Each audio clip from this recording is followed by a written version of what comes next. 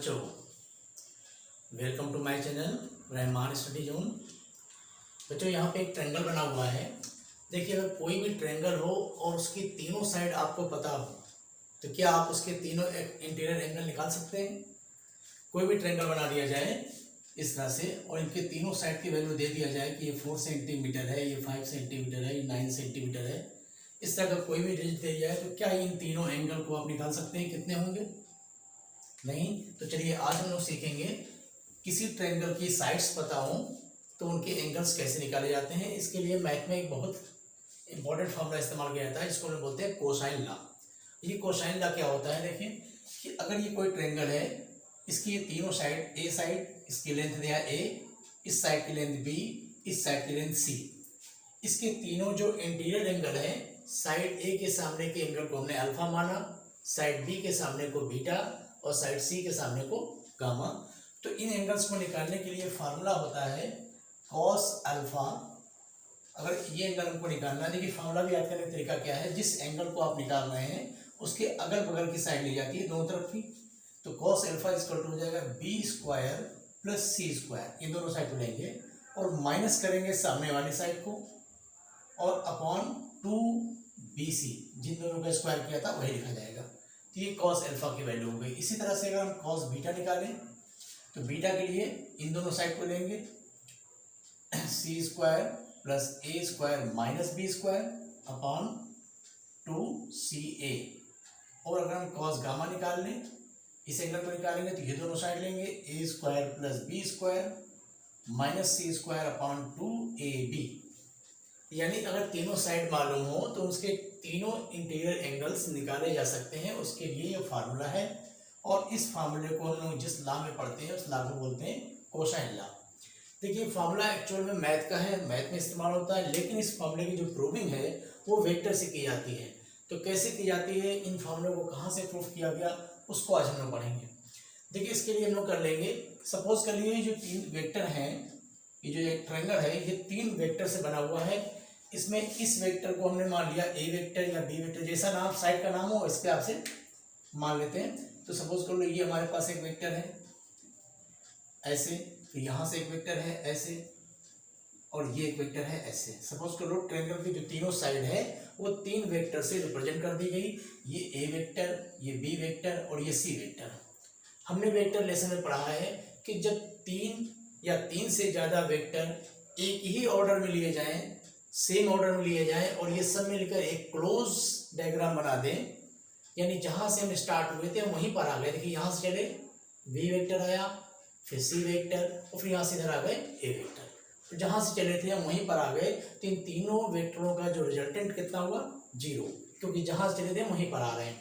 अगर इसमें से कोई भी एक वेक्टर अपोजिट ऑर्डर में लिया गया होता तो हम कहते वो अकेला वेक्टर बाकी दोनों का सम होता, कि जो कि हम लोगों ने ट्रायंगल लॉ में पढ़ा था कि अगर एक वेक्टर ऐसे है, एक वेक्टर ऐसे खींचा गया, ये ए वेक्टर है, ये बी वेक्टर है, और जो तीसरा वेक्टर है अगर वो अपोजिट ऑर्डर में लेते, इस सी को अपोजिट में लेते, तो यहाँ पर जो सी होता वो ए और बी का सम होता, क्योंकि इसका सीक्वेंस इधर गया फिर ये इधर गया और इसको इधर आने के बजाय ये उल्टा हो गया है। तो यहीं से आप समझ सकते हो अगर ये सी इधर ना होता, इस तरफ होता, तब क्या करते? तब यहाँ से चले ए, फिर ये बी और ये सी वहीं पर वापस आ गए, तो तीनों का मिलकर रिजल्ट कितना हो गया? 0। तो जब दो या तीन से ज़्यादा वेक्टर मिलकर एक क्लोज डायग्राम बनाए, सब ये सब एक ही सीक्वेंस में हो, तो उन सारे वेक्टरों का सम 0 होता है। हम उसी बात का यहाँ पे इस्तेमाल करेंगे। तो हमने सपोज कर लिया कि जो ट्रायंगल बना हुआ है, जो तीन साइडें हैं वो एक्चुअल में तीन वेक्टर से रिप्रेजेंट की गई हैं। तो क्या होगा? तीनों का सम 0 होगा। तो वेक्टर लॉ कहता है कि ए वेक्टर, बी वेक्टर और सी वेक्टर, इन तीनों का सम 0। तो ए वेक्टर, बी वेक्टर और सी वेक्टर, इन तीनों का सम हो जाएगा 0। अब इसमें से जो फार्मूला आपको प्रूव करना हो, देखिए अगर हमको बी और सी इन दोनों के बीच का यानी अल्फा निकालना है, तो अल्फा निकालने के लिए जो दो साइड ली गई थी बी और सी वो एक तरफ होनी चाहिए। ये पहचान है इसकी। जो दो चीज़ यहाँ पर मल्टीपल में है वो दोनों वेक्टर को एक साथ करेंगे। तो a plus B plus C equal to 0 है, तो हम इसको ले लेंगे a इज इक्वल, चलिए इस बी प्लस सी पहले लिख देते हैं, B plus C is equal minus of A, ऐसे किया सकता है। अब इसमें क्या करेंगे हम, इसके दोनों तरफ का मैग्नीट्यूड निकाल देंगे। अगर इन दोनों का मैग्नीट्यूड लिया जाए, बी और सी वेक्टर का मैग्नीट्यूड और इधर ए वेक्टर का मैग्नीट्यूड, तो जब मैग्नीट्यूड लेते हैं तो सिंबल हटा देते हैं, या मैग्नीट्यूड नहीं भी लेते हैं आप दोनों तरफ का स्क्वायर करेंगे तो माइनस हट जाएगा। अब इसमें दोनों तरफ का आप स्क्वायर करिए, वेक्टर लॉ के हिसाब से जब इन दोनों तरफ का स्क्वायर करेंगे तो क्या मिल जाएगा, B square plus C square plus 2b.c is equal यहाँ पर ए स्क्वायर मिल जाएगा।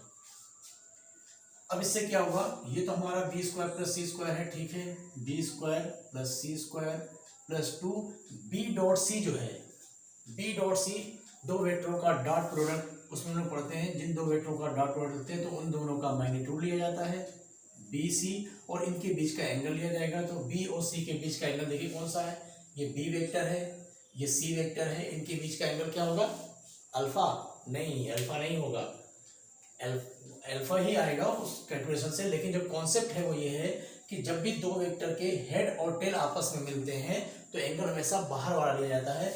ये बी की डायरेक्शन जा रही है और ये सी की डायरेक्शन है, तो ये एंगल लेंगे बाहर वाला, ये बाहर वाला एंगल जो होगा 180 माइनस अल्फा होगा। जब दो वेक्टर के टेल आपस में मैच कर रहे हों, दोनों के टेल मिले हों तो अंदर का एंगल लेंगे, दोनों के हेड मिले तो भी अंदर का एंगल लेंगे। लेकिन अगर एक वेक्टर का हेड और दूसरे का टेल मिल रहा हो तो एंगल हमेशा बाहर वाला लिया जाता है। तो यहाँ पे हो जाएगा cos 180 minus alpha is equal A square, ये हो गया B square plus C square plus 2bc cos 180 minus alpha, ये कितना हो जाएगा, minus cos alpha is equal A square, ठीक। तो ये हो गया B square plus C square minus 2bc cos alpha is equal A square. और यही cos अल्फा की वैल्यू हमको चाहिए थी, तो हम क्या करेंगे, पहले तो इस माइनस वाले टर्म को इधर ले जाएंगे, ए स्क्वायर को इधर ले आएंगे, तो हमारा हो जाएगा B square plus C square minus A square is equal 2bc cos alpha. अब देखिए यहाँ से आपको cos अल्फा की वैल्यू मिल गई, चलिए इधर लिख देते हैं। तो cos अल्फा की वैल्यू हमको मिल गई, cos अल्फा ये 2bc नीचे आ गया, यानी आ गया B square plus C square minus A square upon 2bc, ये हमारा फार्मूला प्रूफ हो गया। इसी तरह से अगर आपको cos बीटा प्रूफ करना हो तो क्या करेंगे, सिमिलरली हम इसी तरह से कर सकते हैं,